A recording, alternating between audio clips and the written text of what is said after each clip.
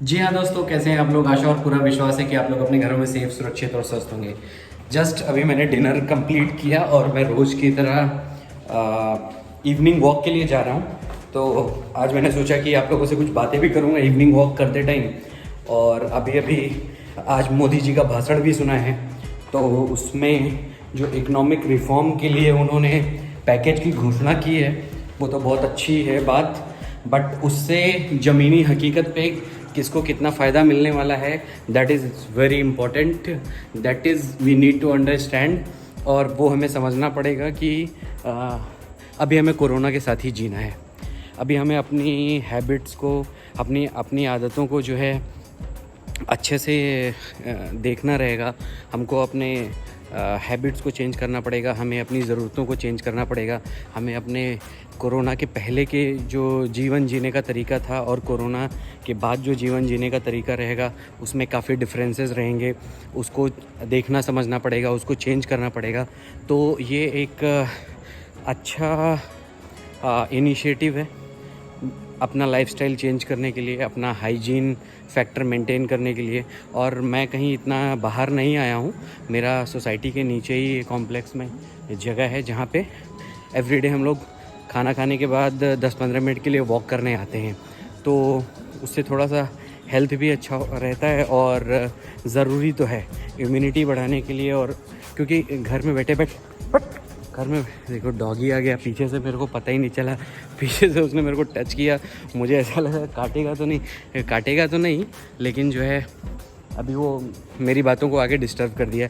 ठीक है, मैं इसको एडिट नहीं करूँगा, मैं इसको आने दूँगा। और तो ये सारी चीज़ें हैं। अभी आप लोग देखिए कि कैसे इन सब जो भी इकोनॉमिक रिफॉर्म के लिए पैकेज की घोषणा हुई है उसके लिए कितना बेनिफिट हो सकता है, आने वाले टाइम में कितना मजबूती मिलेगा अपने इकोनॉमिक को वापस ग्रो करने में। तो that is very good thing. और अभी लॉकडाउन 4 के बारे में तो कुछ भी आया नहीं है। 17 तारीख के पहले जो भी 17 तारीख लॉकडाउन 4 का क्या रहेगा, दैट डिपेंड्स कि वो हो सकता है स्टेट गवर्नमेंट के ऊपर छोड़ा है मोदी जी ने। और उसको कैसे स्टेट लेता है, हर स्टेट उसको किस तरीके से उसका पालन करेगा और उसको कैसे इम्प्लीमेंट करेगा, ये टोटल जो है स्टेट के ऊपर ही डिपेंड करता है। कोई बात नहीं, मैं आप लोगों से बैठे बैठे बात करता हूँ, मेरा वीडियो भी बन जाएगा तब तक। और वही है, देखिए अभी तो कोरोना के साथ ही हमको जीना पड़ेगा। उसका तरीका यही है कि अपने को सोशल डिस्टेंसिंग, अपने को हैंड ग्लव्स, अपने को मास्क, अपने को गर्म पानी, अपने को जो भी ज़रूरत की चीज़ें हैं जिससे हम कोरोना से बच सकते हैं, उन सब चीज़ों पे बिल्कुल ध्यान देना पड़ेगा। हमको गैदरिंग से बचना पड़ेगा, हमें भीड़ भाड़ वाली जगहों से बचना पड़ेगा। वैसे सिटी लाइक मुंबई और दिल्ली और जो भी मेट्रोस की सिटीज़ हैं वहाँ पे कितना ये इम्प्लीमेंट हो पाएगा आई डोंट नो। बट हाँ, लोग जागरूक तो हुए हैं और करेंगे ज़रूर। क्योंकि मुझे ऐसा लगता है कि लोग शायद मूवी देखने 2 मूवी कम देखेंगे महीने में, 2 पिज़्ज़ा कम खाएंगे महीने में, लेकिन अपने सैनिटाइज़र पे, अपने मास्क पे, अपने साबुन पे, अपने सोप पे, अपने घर के डिटॉल से सैनिटाइज़ करने पे और अपनी गाड़ियों को पोंछने पे, इन सब चीज़ों पे बहुत ज़्यादा ध्यान देंगे। अपने खान पीन पे भी ध्यान देंगे, क्योंकि खाना पीना भी बहुत ज़रूरी है। अपना जिन लोगों ने, जो लोग ब्रेकफास्ट स्किप करते थे, जो लोग लंच स्किप करते थे या लंच देर में करते थे, उनको भी थोड़ा रूटीन में आना पड़ेगा।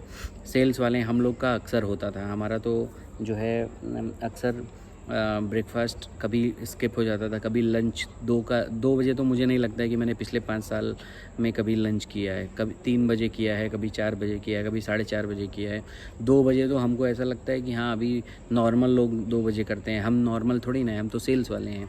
हमको तो, हमारी तो ज़िंदगी 2 बजे के बाद से चालू होती है। मतलब ऐसा हमको फ़ील होता है। नॉर्मली एक साइकोलॉजी है, क्योंकि हम तो ऑफ़िस में मोस्टली रहते भी नहीं हैं। हमारा ऑफ़िस वर्क तो फुल डे का ऑफ़िस वर्क तो वीक में 2 ही बार रहता है। तो बेसिकली हम मार्केट में रहते हैं, हम फील्ड में रहते हैं, हम ट्रैवल करते रहते हैं, मोस्ट ऑफ़ द टाइम हम गाड़ी से कहीं जाते रहते हैं, टेरिटरी में घूमते रहते हैं या बाइक से कहीं जाते रहते हैं। तो हमारा जो हमको कहीं नियरेस्ट होटल दिखता है या तो वो सब चीज़ें भी हमको चूज़ करके खाना पड़ेगा कि हम पहले कहीं भी खा लेते थे, हम कहीं भी घूम लेते थे, कहीं भी जा लेते थे, कहीं भी अनहाइजीनिक, थोड़ा सस्ता, थोड़ा ऐसा भी जगह पे, अनहाइजीनिक तो नहीं बोलूँगा, मतलब कहीं कॉस्ट इफ़ेक्टिव जगह पे भी हम बैठ जाते थे। बट अभी हमको उन सब चीज़ों पे ध्यान देना पड़ेगा जिसकी वजह से हमारी सेफ्टी इम्पॉर्टेंट है। मतलब लाइक अभी हमको उन सब बातों पे बिल्कुल ध्यान देना पड़ेगा। पैसा अपनी सेहत पे ज़्यादा खर्चा करना पड़ेगा, अपने बचाव पे ज़्यादा खर्चा करना पड़ेगा, अपने को इंश्योरेंस पे ज़्यादा खर्चा करना पड़ेगा, तभी हम अच्छे से ट्रैवल कर पाएंगे। हम पहले भी जाके होटल में स्टे करते थे, अभी भी होटल में स्टे करेंगे और अभी भी घूमेंगे फिरेंगे, ऐसी बात नहीं है। बट उस सब चीज़ों के लिए अपनी इम्यूनिटी को स्ट्रॉन्ग रखना पड़ेगा और अपने सोशल डिस्टेंसिंग को फॉलो करना पड़ेगा, अपने सभी सेफ्टी को ध्यान देना पड़ेगा और आत्मनिर्भर बनना पड़ेगा। जैसा कि आज बिग बॉस ने बोला कि आत्मनिर्भर बनना पड़ेगा, ठीक है। बाकी तो गवर्नमेंट, कंपनीज़ और क्या फाइनेंस डिपार्टमेंट क्या किस तरीके से इकोनॉमिक रिफॉर्म करता है, किस तरीके से बैक टू नॉर्मल ज़िंदगी आती है, ये तो धीरे धीरे ही होगी।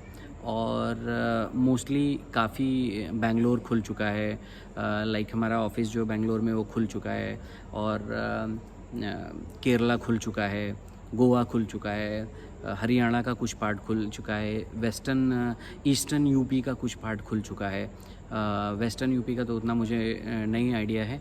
बहुत से ऐसे इधर नॉर्थ ईस्ट का कुछ पार्ट खुल चुका है। तो काफ़ी पार्ट धीरे धीरे खुल रहे हैं और काफ़ी पार्ट जो है इंडिया के आने वाले टाइम में खुलेंगे, ये तो फॉर श्योर है।